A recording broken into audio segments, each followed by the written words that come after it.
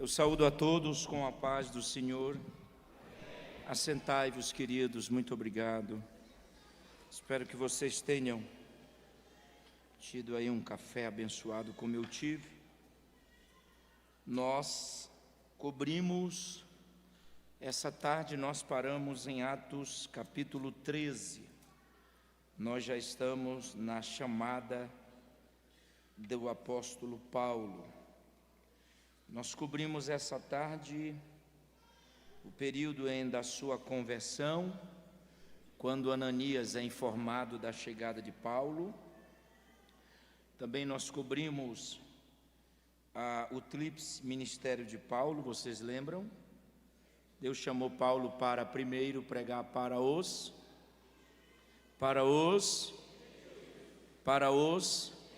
segundo, e em terceiro lugar, para os judeus. Mas Paulo ainda insistiu, até que Atos capítulo 18 ele entendeu e rompeu com esse sistema existente no coração dele, tá bom? Foi não. Meus irmãos, o departamento infantil está aguardando as crianças que tem o culto deles lá embaixo. Então os pais podem liberar os filhos, que os professores estão lá atrás, aguardar o seu filho. Muito obrigado. Então hoje nós vamos cobrir a chamada do apóstolo Paulo. Eu terminei falando hoje à tarde que Paulo aceita Jesus em Atos 9. Deus, através de Ananias, o chama como vaso, revela a missão que ele deveria executar, mas só em Atos capítulo 13 que houve a chamada no sentido da conclusão da mesma, para que Paulo exercesse o ministério. Os maiores biblicistas em grego nos afirmam que isso levou aproximadamente 14 anos entre a chamada do apóstolo, a salvação, e a confirmação e a sua execução. Vá comigo em Gálatas capítulo 2, só para você entender esses 14 anos entre a promessa falada e a promessa cumprida. Diga comigo, promessa falada, só os alunos vivos, promessa falada e promessa cumprida. Paulo escrevendo a Galácia do Sul, que existiam duas Galácias, a do Norte, não há evidência do ministério de Paulo nessa região do Norte. A evidência que nós temos é o ministério de Paulo na Galácia do Sul, que compreende Listra, Derbe, Icônio, Panfilha, essas regiões. Então, quando Paulo escreve essa carta, que é chamada Carta da Liberdade, a carta aos Gálatas, o grande reformador Lutero, ele dizia que foi através dessa carta, em conjunto com Romanos, que ele entendeu a graça de Deus.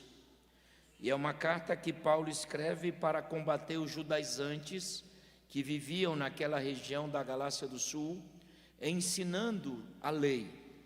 Os judaizantes ensinavam que o evangelho que Paulo pregava foi um evangelho bom, mas para acréscimo desse evangelho era necessário cumprir algumas observações da lei. É por isso que, conforme Moody, um grande pregador americano, ele diz que Paulo usou trocadilhos nessa carta. E os trocadilhos seriam: já estou crucificado com Cristo, Cristo crucificado em mim, eu crucificado para o mundo. Então a ênfase é a cruz. E vale a pena dizer algo para os irmãos darem glória. Quando eu digo, eu preciso orar para ser salvo, eu estou errado. Eu não preciso orar para ser salvo. Eu não preciso jejuar para ser salvo. Porque todas as vezes que eu falo isso, eu estou dizendo que Jesus fez algo incompleto na cruz do Calvário.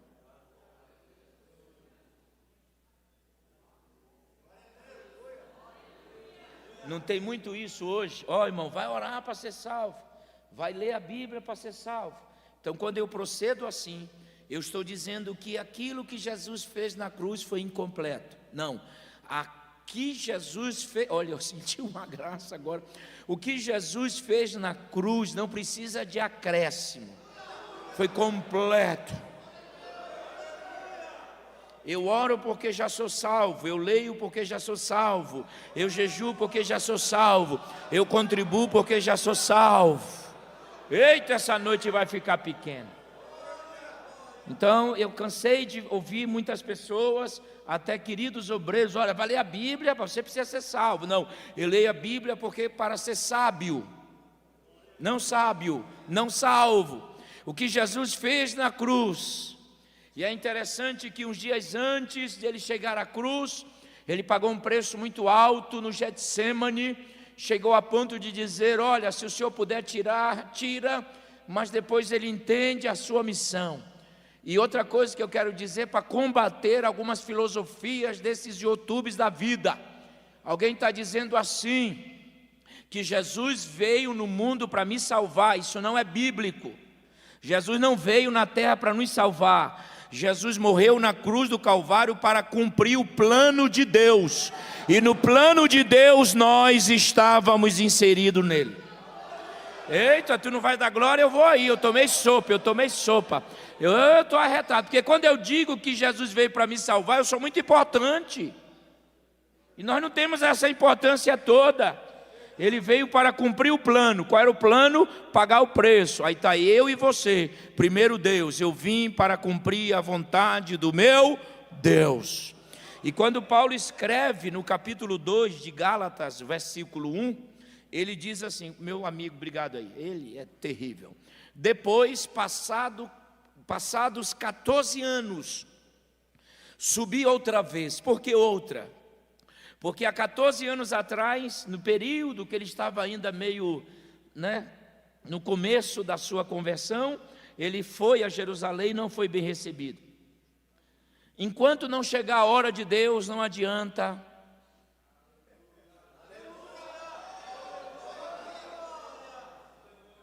Não adianta forçar a porta, enquanto não chegar a hora. Paulo pensou, bom, eu sou salvo agora, os irmãos vão me receber de braços abertos. O texto diz que Pedro nem deu moral para ele, irmão. O Pedro também vai dar moral para quem? Pedro é Pedro, né? Mas sempre um Barnabé aparece. Parece que colocou a mão no ombro de Paulo e disse, irmão Paulo, é melhor o senhor esperar o tempo. Eu creio que o senhor é salvo agora, faz do nosso... Irmão, o senhor fez muito mal aqui para os irmãos aqui, ó. Tem família na igreja aí que perdeu marido, esposa, filho, por causa do senhor. Entenderam ou não, né? Vou embora. Me leva lá onde eu tomei sopa agora, que é legal. Entendeu? Então ele passa. Então, meu querido, enquanto não chegar a hora, não força a porta. Eu vou traduzir amanhã aqui na sede. Eis que diante de ti pus uma porta aberta. Apocalipse 3. O que significa? Só amanhã. Então, passados 14 anos, subi outra vez a Jerusalém, com Barnabé levando também Tito. E esse Tito, eles estão indo para uma convenção ali, que o negócio vai ficar bem difícil. Então, 14 anos, Paulo conviveu com a promessa. Aleluia! Mas Deus não se esquece, como nós terminamos essa tarde numa glória, numa unção. Eu disse para o Adilson, há uma unção muito grande nessa igreja. A glória de Deus perpassa. Ele promete, Ele cumpre. Ele é fiel e verdadeiro. Ele é santo e verdadeiro. Mas agora, cumpriu-se aonde? Atos, coloca o slide lá, da chamada de Paulo, por favor. Isso, ok. Vá comigo, Atos 13, abra sua querida aí, a palavra do Senhor, Atos, capítulo 13, aleluia, vou traduzir alguns verbos aí, tá bom? Atos capítulo 13, havia na igreja, o texto começa com o verbo haver, diga verbo, haver, e o verbo, repitam, e o verbo, haver, é o verbo da existência. havia na igreja, ou seja, isso não é conversa de Lucas, existiu uma igreja em Antioquia. Ok? Não é criação de Lucas nem dos pentecostais. Havia uma igreja em Antioquia constituída de profetas e mestres. Aí Barnabé, Simeão chamado Níger, não vou mexer com isso, Lúcio de Cireno, Manaém, que tinha sido criado por Herodes, o tetrarca, e Saulo. Percebam que Saulo está na última colocação da lista. Mas geralmente os últimos, né, irmão? Eu falo assim pensando que você vai entender, mas... O que acontecia naquele culto? Eles estavam adorando, irmão. É que eu não posso traduzir só isso aqui, senão eu vou embora. Hoje eu não termino. Eles estavam adorando. A palavra adoração é proskunel. E proskunel significa render-se. Quem adora se rende.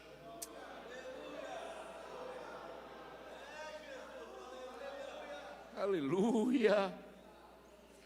Quem adora é feliz. Eu vou falar, adorador não pode vir para o culto de cara feia.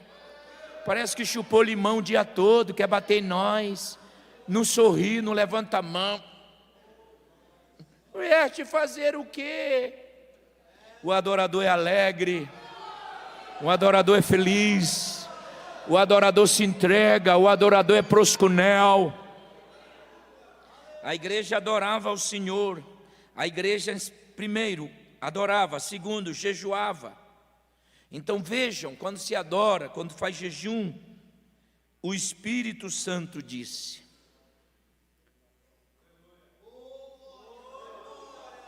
Claro que o Espírito Santo falou por meio de um dos profetas.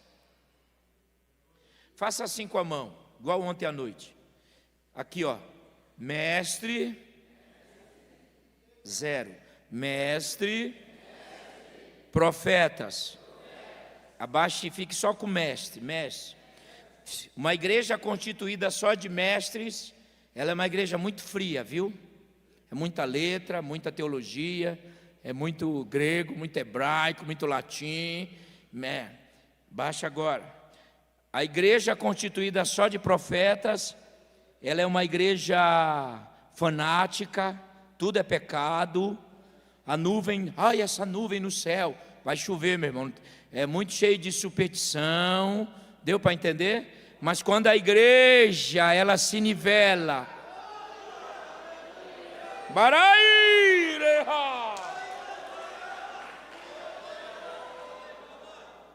Mas quando se mistura, uma igreja só de profeta é muita profetada. Não se abre a Bíblia, é tudo profecia. Tudo é pecado. Acaba com essa história. Mas uma igreja só de mestre também é muito fria.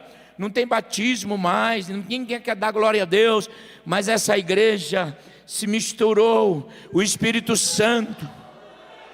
Se tu não der glória a Deus, eu não vou parar de misturar. Eita, eu estou sentindo uma graça, se misturou. Então tem conhecimento e glória, glória e conhecimento, conhecimento e glória, glória e conhecimento. Deixa o irmão. O Espírito Santo disse. Deixa eu olhar o que eu tenho ali no slide, meu amigo. Isso, servindo leitorgos, que fala de um templo, é igual um funcionário do templo. Servir é um adorador. Esta palavra diz aqui, separai-me. Olha o pronome, separai-me. A palavra separar no grego é aporizo. Digam bem forte para o irmão do lado descobrir que você está falando grego já. Aporizo. E aporizo significa duas coisas que eu quero traduzir. Ali é apontar, separar alguém para um propósito. Deus não separa ninguém para ele ficar vagando. Quem sou eu? Não. Deus quando separa tem um propósito. Deus quando separa tem um objetivo. Eita. Deus quando separa para algo. A palavra aporizo significa duas coisas. Primeiro, separar é uma separação definitiva. Irmão, tu vai dar um glória. Quando o texto diz em português, separai-me, aporidos, o grego diz, separai-me de forma definitiva. Eu não vou me arrepender em chamá-los. Pega na mão do teu irmão, porque tem gente que dá uma dormidinha nesse horário, né? Pega, aperta, zanga ele, zanga, porque ele está quase para zangar mesmo. Uma mexida ele já zanga. Diga para ele, a tua chamada é definitiva, meu irmão. Deus te chamou definitivamente. Eita, eu estou sentindo. Para sempre.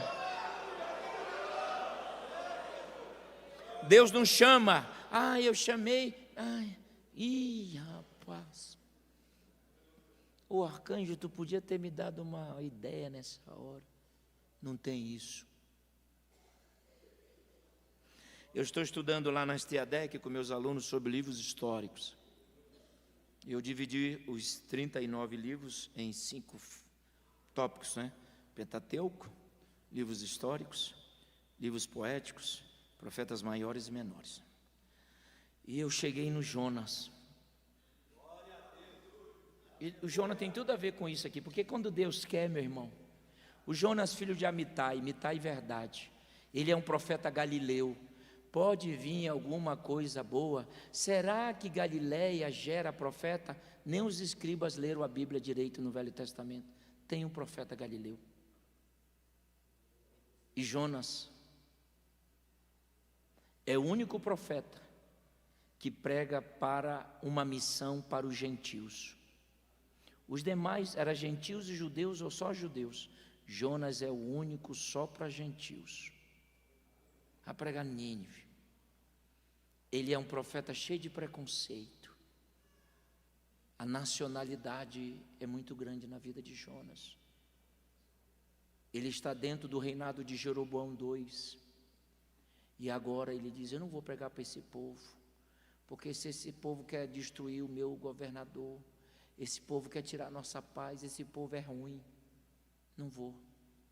Aí ele compra uma passagem para Tarsis, lá no embarque de Jope. Foi lá em Jope que Pedro foi chamado para falar para o Cornélio. Então uma base serviu para fugir, outra base serviu para fazer a vontade de Deus. Né? Vou embora. Vou embora. Vocês estão ligados? Eu vivo, eu navego quando eu prego. Aí ele comprou o sul da Espanha. Por quê? Porque até então a palavra do Senhor não tinha chegado lá. Então eu vou pregar, então não preciso pregar, porque esse povo não conhece. Aí veio, lembram?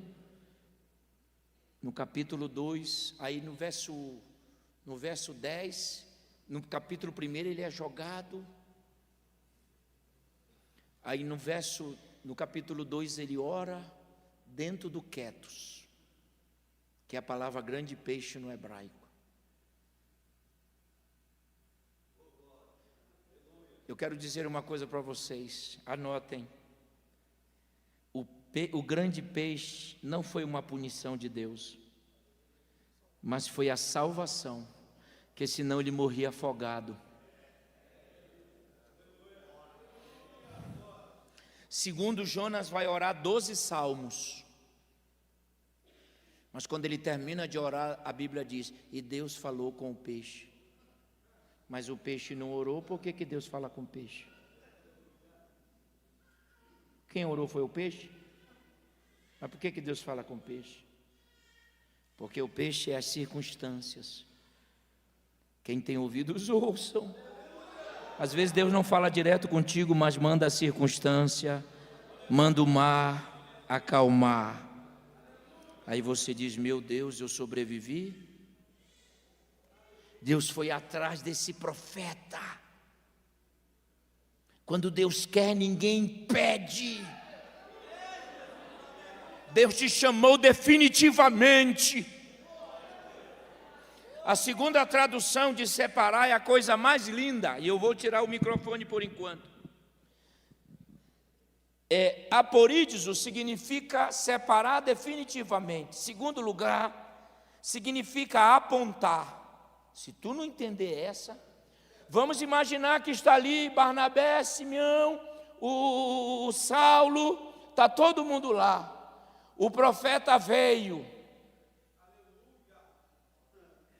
Já era para você ter dado glória. Bem aqui, no segundo passo. O profeta veio e apontou, porque Deus não traz dúvida para ninguém, não. Ele apontou dizendo: separai-me Barnabé e Saulo. Deus apontou para eles. Há um dedo de Deus apontando para você também, meu irmão. Aleluia, aleluia, aleluia, aleluia. E Deus esclareceu, dizendo: separai-me para a obra. A palavra obra é ergon, digam ergon, que significa trabalhar. Diga comigo, alguém que se compromete de fazer empreendimento, tarefa. Não foi assim que você fez quando Deus te chamou? Você se comprometeu a fazer algo para Ele. A palavra ergon vai aparecer em todas as cartas do Apocalipse. Conheço as tuas obras, conheço o teu trabalho, irmão. Às vezes as pessoas não olham, mas Deus olha. Deus conhece. Deus não dá um peso além da tua capacidade de suportar. Deus te trouxe nessa escola para te renovar, me renovar. Ele conhece o teu trabalho, Ele conhece a tua obra. Vá comigo em Apocalipse capítulo 2. Apocalipse capítulo 2. E o versículo 2 diz: conheço as obras que você realiza. Conheço é oída, obras é ergon, trabalho é copos. Diga comigo, o que Deus conhece? Primeiro, obras. 0, obras. Depois, trabalho. E o que Deus conhece? Paciência. Tem 3 coisas que Deus conhecia na igreja em Éfeso: obras, trabalho e paciência. Numa outra tradução, perseverança. Ele conhece. Eu vou traduzir a palavra perseverança e eu quero que você exploda de alegria. Perseverança era a palavra-chave da igreja primitiva, pastor Lalana. Os pastores no primeiro século pregavam: persevere, persevere, persevere. A palavra mais dita no culto na igreja primitiva era: persevere, persevere. Oh, meu Deus, vocês vão me perdoar, mas eu estou sentindo uma graça de Deus. Persevera, persevera, é a palavra mais falada na igreja primitiva. A palavra perseverança é rupomeno, rupomeno. Rupo significa ficar, meno, não desistir. Então a palavra perseverança significa não arredar o pé, não abaixar a cabeça, não desistir, ir até o fim, ir até o fim, ir até o fim, ir até o fim. Não entregue cargo, é feio.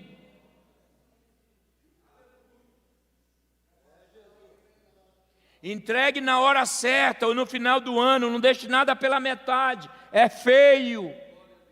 Isso não é de Deus, porque não é sua obra, é obra de Deus, não é seu trabalho. Eu não dou conta. Como não dou? E a chamada que você tem? Pessoas, eu mal vejo o pastor Lalana. E quando a gente conversa é só coisa boa, alegria, porque ele não precisa me passar nada. Nós temos o Espírito Santo que revela tudo. Tem gente brincando com cargo, fica 1 mês, 2, cargo da escola dominical, não quero mais. Ei, isso não é feira não. Por que tu não entrega o teu trabalho lá? E quando faz, alguns fazem, parece que empurrado. Não, tem que ser com amor. Ele conhece o teu trabalho. Ele sabe que às vezes, meu Deus, é por isso que hoje eu estava vendo aquela tradução da carta, perseveram, ser fiel até a morte. Sabe que essa colocação, sabe quem está nessa história? Policarpo. É uma carta para a igreja Esmirna. Quem era o pastor? Olha, se tu não entender esse, quem era o pastor de Esmirna na época era Policarpo. Policarpo era secretário de João. Então, quando o João recebe o Apocalipse e escreve, quando ele diz ser fiel até a morte, no parênteses está Policarpo, porque Policarpo, ele era fiel. Pegaram o Policarpo, queimaram ele lá na praça de Esmirna, dizendo: nega, abandona. E a Bíblia diz que ele morreu sendo fiel até a morte.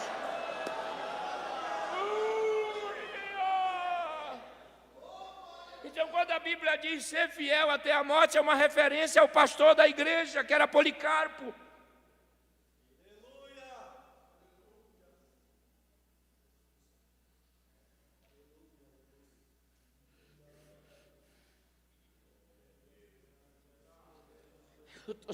Eu preciso me controlar, porque não é pregação, irmão, mas já virou um monte de coisa essa escola, nem sei mais também.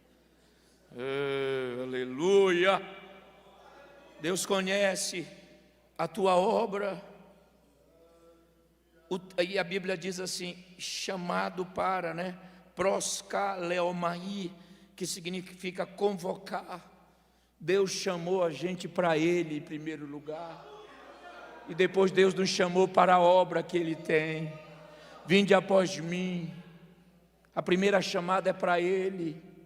Aprendei de mim, me escutem, me ouçam. Aleluia. Deus lá na igreja Antioquia se manifestou, dizendo: separai-me esses dois para a obra, para o trabalho. Uma chamada definitiva. Deus não chama anjos, Deus chama humanos que cansam. Então você que às vezes diz: meu Deus, estou cansado. Isso é prova que Deus te chamou. Eita, a Bíblia diz em Laodiceia que Ele abre uma porta para aqueles que têm pouca força. Eu dava glória depois dessa. Então eu estou falando para quem tem pouca força, mas não nega o nome, não nega o nome, não nega. Vá até o fim. Então Paulo foi chamado junto com Barnabé para uma obra. Qual a obra? A obra missionária. Repitam comigo: fundar igrejas, escrever para as igrejas e enviar companheiros para as igrejas. Anote aí no teu caderno.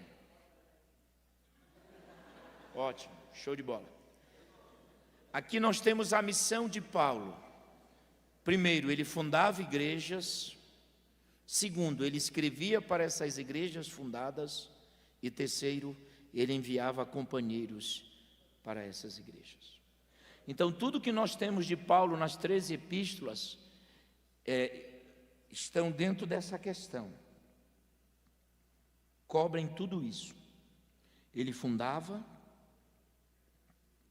escrevia, com exceção da igreja em Roma, que não foi ele quem fundou.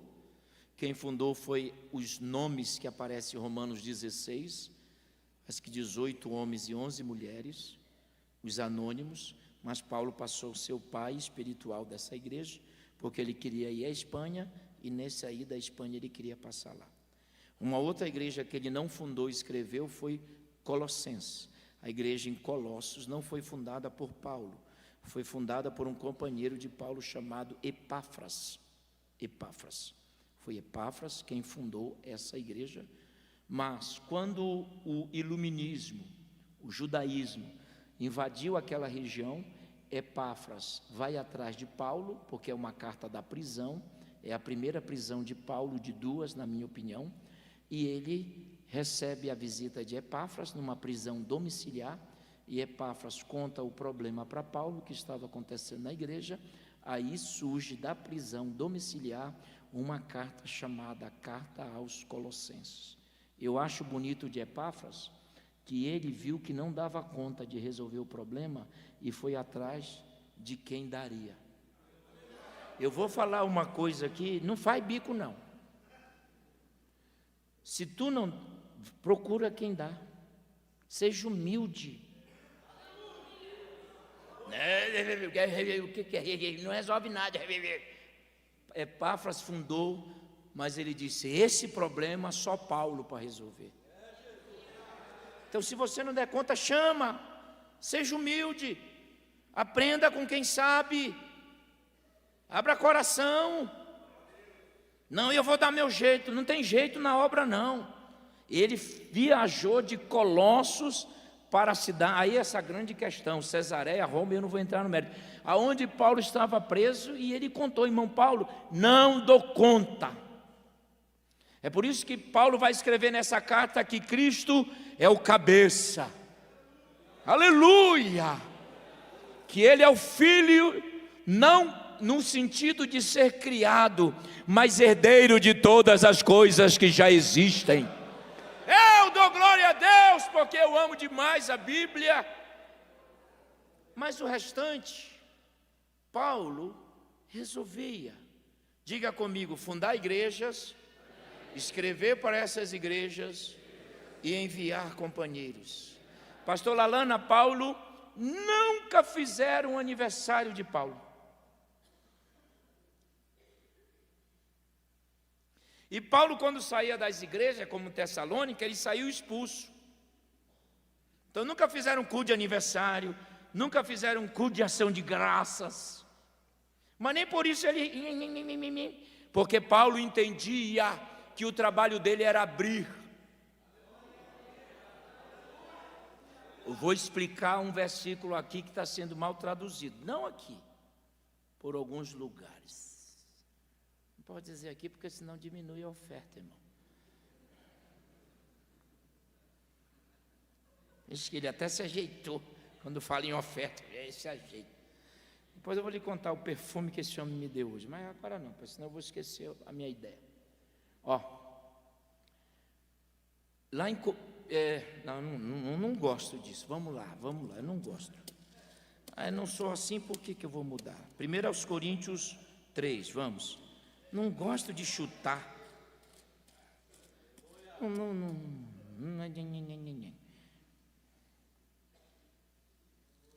1 Coríntios capítulo 3. Qual é o primeiro trabalho de Paulo? Fundar. Qual é o segundo? Qual é o terceiro? Vamos ver ele fundando, olha aqui. 1 Coríntios capítulo 3. Diz assim, o versículo 4. Verso 4. Quando alguém diz, eu sou de Paulo, e o outro diz, eu sou de Apolo, espera aí.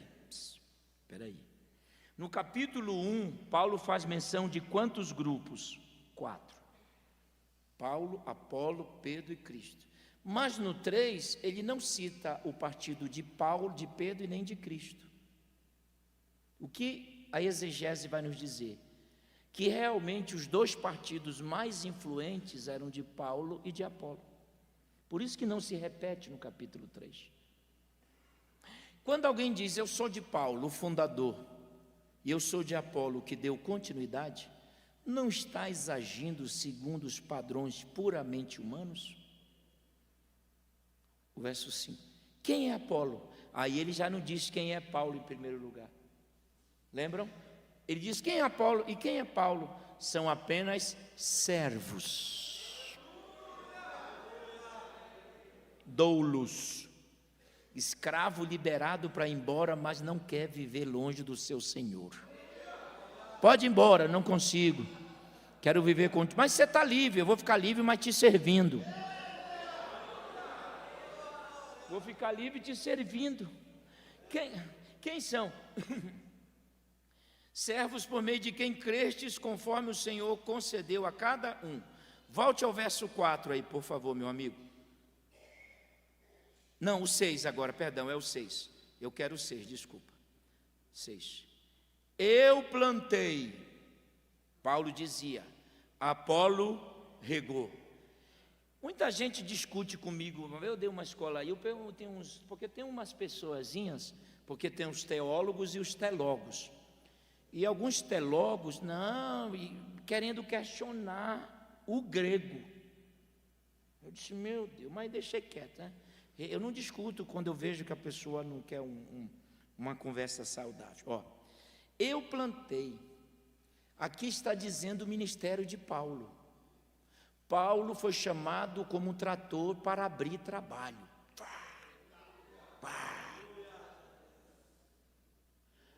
Apolo regou, ou seja, Paulo não ficava na igreja que ele abria. Paulo não é de organizar algumas coisas, entenderam o que eu estou dizendo? Paulo não é de se preocupar com coral, ciclo de oração, isso já é para Apolo.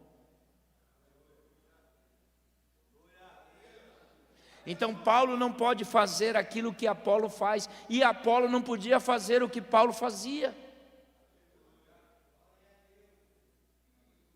Ele abria e embora, abria e embora, abria e embora, abria e embora.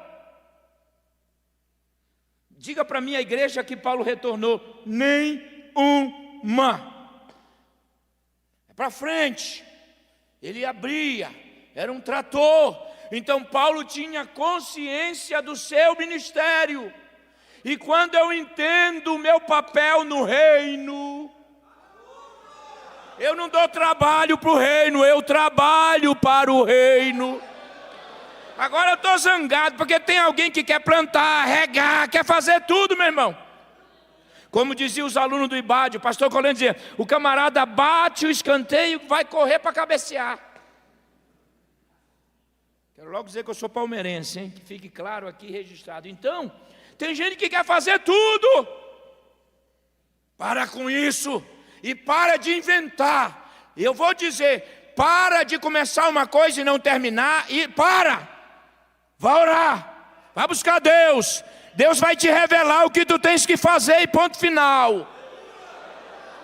Agora o camarada não faz e atrapalha quem quer fazer. E vou lá, agora que eu fiquei meio mordido aqui, igual carioca. Não faz nada e dá pitaco. Se tu não fez nada, fique calado dando só glória. Mas não fica dando pitaco. Não faz nada, não carrega. Agora eu estou zangado, pastor, me perdoe. Não carrega a cadeira, não faz nada e acha que a cadeira está errada.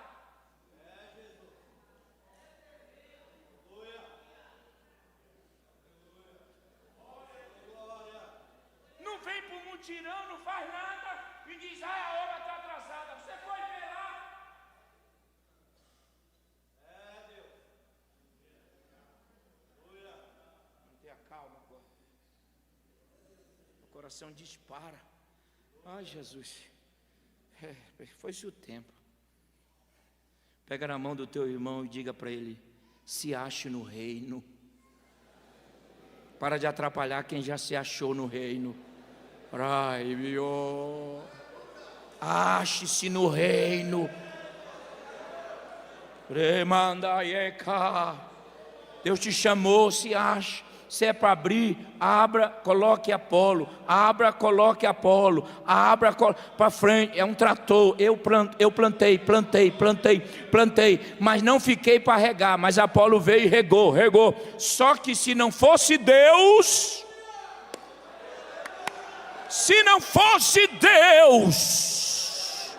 o meu trabalho e o trabalho de Apolo não teria sentido. Nós trabalhamos na hermenêutica, existe uma espécie de aoristo. Nós temos vários aoristos de cor, de situação, de acontecimento, de ideia. E aqui nós temos um aoristo de continuidade. E o aoristo de continuidade não está em Paulo. Eu plantei, ele não planta mais. O aoristo de continuidade não está em Apolo, ele não rega mais, mas Deus deu. Existem 3 versões gregas: Deus deu, Deus dá e Deus dará. Porque Deus de ontem, Deus de hoje, Deus de eternamente será. Ei, olhe para mim, se não for Deus, se não for Deus, o nosso trabalho é em vão. Então um planta e outro colhe, um planta e outro rega.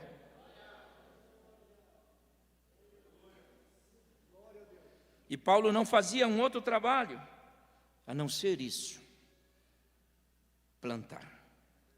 Qual é a segunda fase do ministério de Paulo? Escrever. Quantos minutos mais eu tenho? Quer meia hora? Quem disse meia hora? Aí, o homem dá 40 e... não tem, 2 horas não tem. Eu já vou começar a repetir as coisas.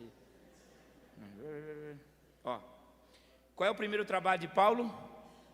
Qual é o primeiro trabalho de Paulo? Qual é o segundo? Eu vou terminar esses 40 minutos nisso aqui, e vai ser forte que eu vou mostrar aqui. Forte. Todas, diga comigo, todas as epístolas de Paulo foram para defender a igreja contra falsos mestres.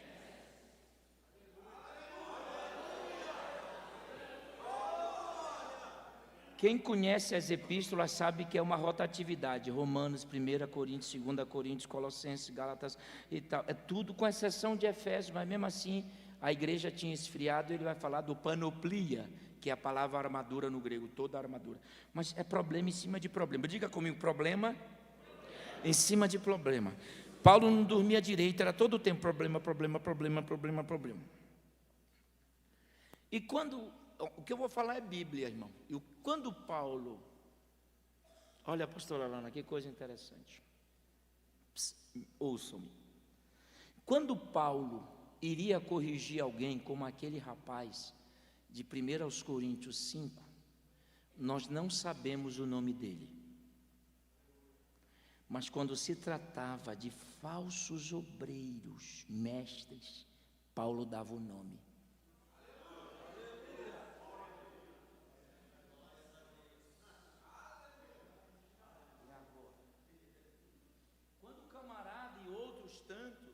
Paulo pedia para disciplina, Paulo curava a igreja, mas ele não dava nomes. Mas quando feria a doutrina, quando o camarada vinha pregando heresia, ele dava nome, que ele enchia a boca: Alexandre, Himeneu, Demas. Isto aqui é uma lição para nós, os pastores de hoje. E nós, a maioria faz ao contrário. Cita o nome dos que vão ser corrigidos e não tem coragem de citar o nome dos que estão pregando heresias. Mas Paulo nos ensina diferente. Não é Paulo, está na Bíblia. Ele não aliviava falsos mestres, ele não passava a mão em mensagens erradas, ele corrigia, ele era um baluarte da doutrina, do ensino verdadeiro. E nós estamos deixando dos nossos púlpitos cada mensagem, meu irmão, horrível, mentindo, contando mentira, pregando coisas heréticas, sem base bíblica.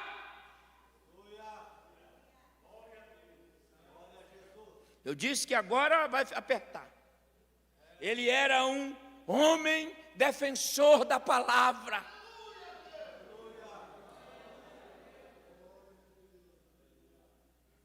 Vá comigo em Apocalipse 2. Agora, se você não quiser nem dar glória e ficar ouvindo e anotando, isso aqui é sério. Olha lá, Apocalipse 2, versículo 2, meu amigo. Eu quero a última parte lá. Coloca aí, por favor, meu mano. Ó. Diga comigo. E que pusestes? Zero. Não, zero para vocês que não repetem.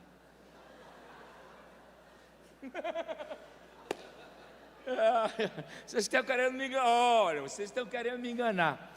Puseste à prova os que se dizem apóstolos e não são. E tu sabes, não, e tu os achaste mentirosos.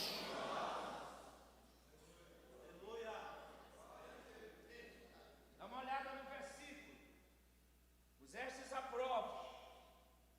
A palavra prova aí no grego é peiradizo. Digam, peiradizo. Peiradizo significa provar até a verdade aparecer. Então o grego diz: provastes e a verdade não apareceu neles.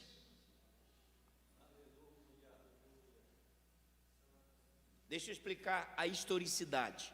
A igreja de Éfeso, a melhor igreja da época, era a porta de entrada para todas as demais igrejas na Ásia Menor. Então quem pregasse na igreja de Éfeso, pregaria Esmirna, Tiatira, Pérgamo. Por quê? Porque essa igreja era solapada de pessoas que passavam dizendo que eram apóstolos. E a igreja percebeu que muitas mensagens erradas estavam sendo pregadas. Então o texto no grego diz que a igreja vai pôr à prova. Essa palavra prova, peirados, fala de uma espécie de tribunal. Diga comigo, tribunal. Ou conselho. Pastor Lalana é o pastor da igreja em Éfeso, chama o Carvalho, Lorenilson, Adilson, tal. Só olha, vocês vão avaliar todos aqueles que por aqui passam. Se eles não pregarem a doutrina dos apóstolos, vocês reprovam. Era um tribunal para avaliar. Se começasse a inventar pregações, é por isso que o texto grego só vai dizer que eles só mostram os falsos, porque